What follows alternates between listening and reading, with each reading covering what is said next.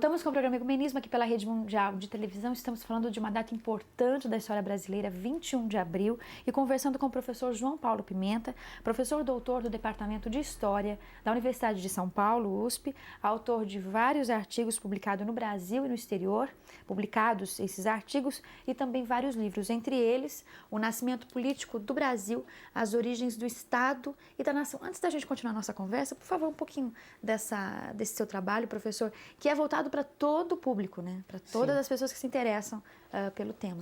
A ideia foi escrever uma obra de fácil acesso a pessoas interessadas na história do Brasil, mas que não dispõem de uma formação acadêmica. É um livro relativamente fino, quer dizer, tem 100 e poucas páginas, escrito numa linguagem simples, né, de fácil entendimento, mas sem vulgarizações. Ou seja, a ideia foi oferecer às pessoas interessadas num tema específico da história do Brasil, mas um tema da maior importância, né, que é a independência do Brasil, desde a transferência da corte portuguesa até o reconhecimento da independência pela Inglaterra, né, ofereceu uma visão especializada, né, realmente como foram as coisas, a qualidade das coisas, mas sem vulgarizações. Então, espero que seja aí de utilidade e tem tido uma aceitação bastante interessante entre o público não especializado. E a gente compreende muito do que vivemos hoje, que é o nascimento político, né? O senhor coloca aqui como um objeto de estudo também. Sim, né? Porque trata-se justamente do momento, não apenas em que nasce um Estado brasileiro, mas em que nasce uma nação brasileira.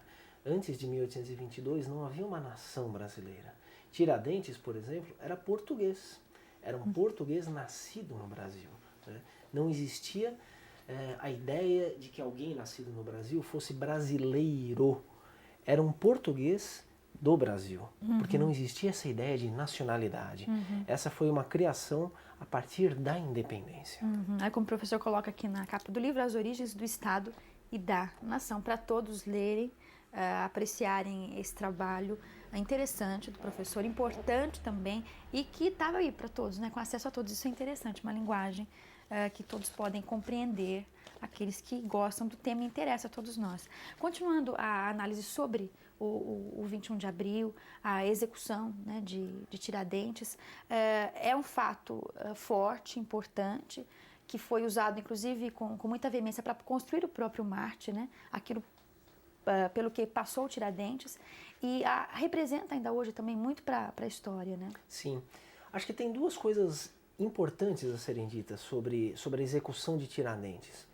Em primeiro lugar, ele foi o único dos condenados, né, porque nem todos os envolvidos na Inconfidência foram condenados, e nem todos os condenados foram efetivamente executados. O único dos condenados que pagou com a própria vida pela participação no movimento foi o Tiradentes. Né? Por que isso ocorreu? Né? Porque Tiradentes era o único dos que ficou comprovada a culpa, o único de baixa condição social. Né? Ele era um militar, ele era um alferes, que na época significava um militar de escalão médio, né? Quer dizer, não era um oficial de alto escalão, ele era um militar, ele não era um nobre, portanto ele não estava numa posição alta nessa sociedade, e a sociedade da época, uma sociedade de tipo antigo regime, que nós historiadores costumamos chamar, né? É uma sociedade muito diferente da nossa hoje em dia.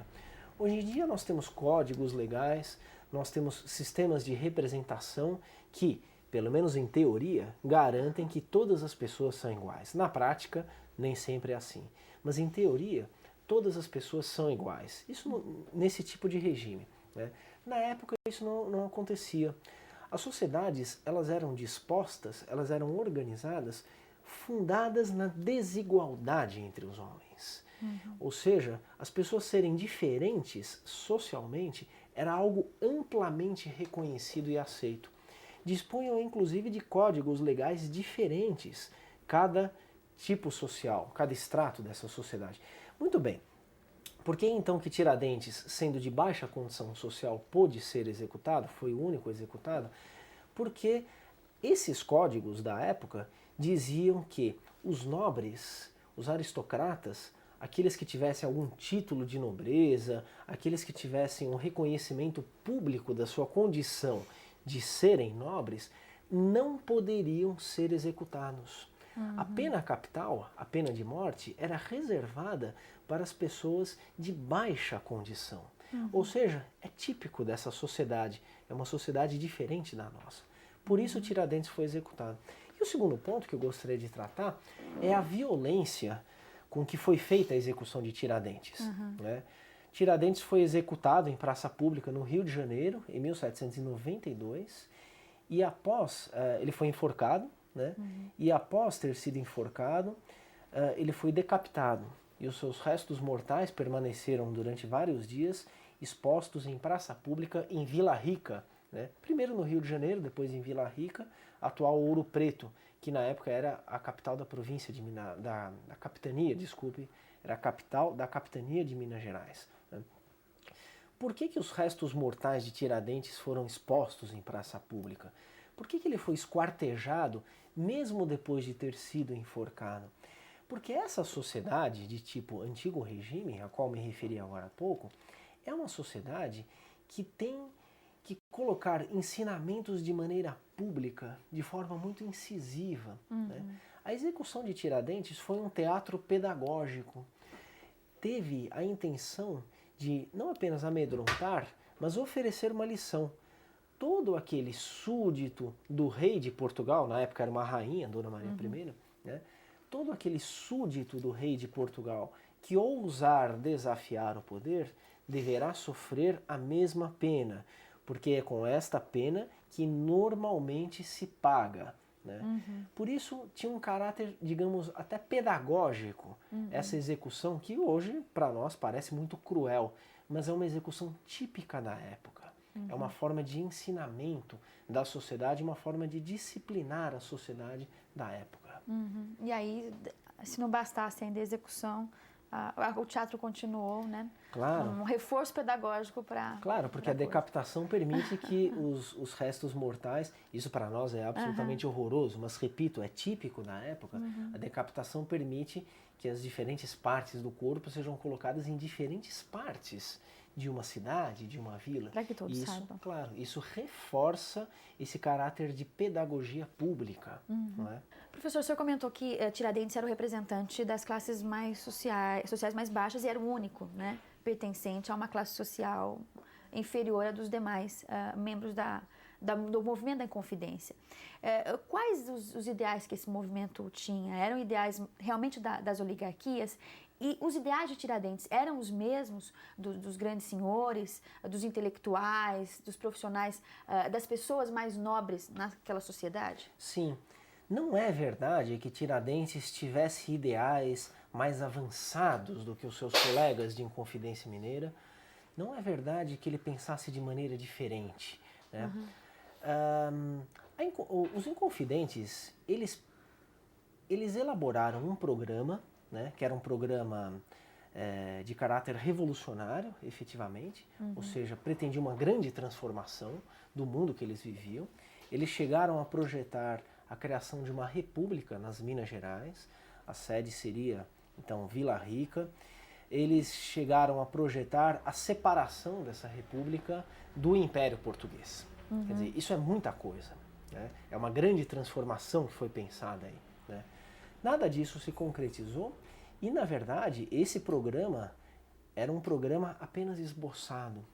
Os próprios Inconfidentes não tinham clareza de como deveria funcionar essa república, eles não tinham clareza de como seria governar separado de Portugal, eles não tinham clareza de como, enfim, as coisas passariam a funcionar caso o movimento fosse bem sucedido. O programa era muito impreciso, era muito vago e os próprios Inconfidentes não tinham clareza de como deveriam ser as coisas. Por que isso ocorreu? Por que esse programa era vago?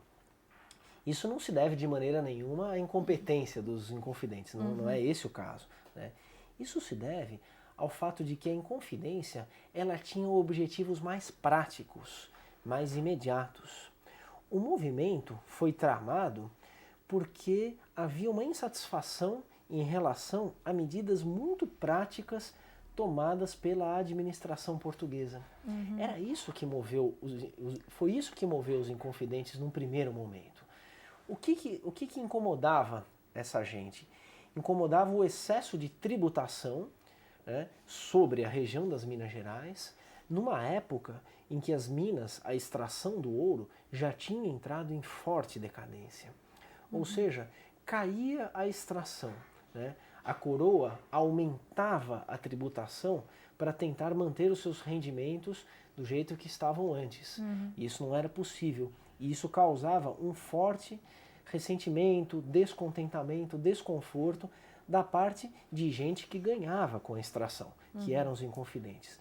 Dessa maneira, houve um projeto de governo, mas o que os Inconfidentes queriam, na verdade, é que a administração portuguesa aliviasse essa carga tributária que estava sendo imposta. Por isso, quando foi suspensa a cobrança de impostos, e aí houve um alívio, o movimento, enfim, se desarticulou e a grande maioria dos conspiradores, enfim, deixou de participar dele. E de certa maneira ficam alguns sozinhos, e entre eles, o mais sozinho de todos, Tiradentes. Claro, e Tiradentes foi, durante as investigações que se seguiram à descoberta da conspiração, a partir do ano de 1789, Tiradentes foi aquele que mais abertamente confessou o seu envolvimento. Vários outros envolvidos, que estiveram de fato envolvidos, negaram a participação, né? Outros admitiram uma participação tangencial, uma participação superficial, e Tiradentes disse abertamente que ele tinha participado dessa conspiração, né? Isso facilitou o trabalho das autoridades, né? E isso explica também, em parte, porque que, dentre muitos envolvidos, apenas 11 foram condenados. Dos 11 condenados, apenas um cumpriu a pena, Tiradentes. A gente continua com esse assunto, daqui a pouquinho, depois do intervalo, nós voltamos com você e com o professor João Paulo Pimenta para falar dessa data importante que ainda tem uma ligação e muito forte com o que vivemos no contemporâneo, 21 de abril. Até já!